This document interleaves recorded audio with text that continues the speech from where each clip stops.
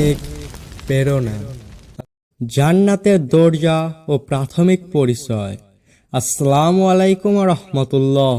প্রিয় ভাই ও বোনেরা, চলো আজ আমরা জানি সেই জান্নাত সম্পর্কে, যার কথা শুনে মুমিনদের হৃদয় কাঁপে ভালোবাসায়, যার আশায় সৎ কাজে নিজেকে উৎসর্গ করে দেয়, আর যার জন্য নবী রাসূলরাও প্রার্থনা করতেন। আল্লাহ বলেন, তোমরা প্রতিযোগিতা করো জান্নাতের দিকে, যার প্রশস্ততা আকাশ ও পৃথিবীর সমান, যা প্রস্তুত করা হয়েছে আল্লাহ ভীরুদের জন্য।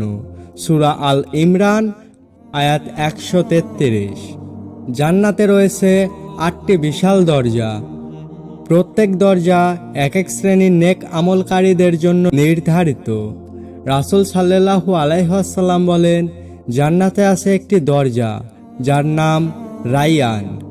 কিয়ামতের দিনে সেই দরজা দিয়ে শুধু রোজাদাররা প্রবেশ করবেন।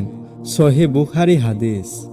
আরেক দরজা নামাজীদের জন্য, যাকাত দাতাদের জন্য, হজ পালনকারীদের জন্য, জিহাদকারীদের জন্য এবং তওবা ও সবরকারীদের জন্য রয়েছে নিজ নিজ দরজা।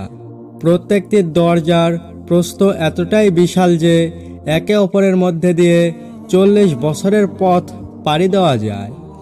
তবুও কিয়ামতের দিন মানুষ এত বেশি জান্নাতে যাবে যে দরজাগুলোতে ভিড় লেগে যাবে। জান্নাতে প্রবেশ পাওয়া যাবে না শুধু আমল দিয়েই। রাসূল সাল্লাল্লাহু আলাইহি ওয়াসাল্লাম বলেন, তোমরা কেউ জান্নাতে যাবে না নিজের আমল দিয়ে, বরং আল্লাহর রহমতের দরকার হবে। সহিহ মুসলিম হাদিস। তো বন্ধুরা, আজকের ভিডিওটি ছিল এই পর্যন্তই। দেখা হবে পরের ভিডিওতে।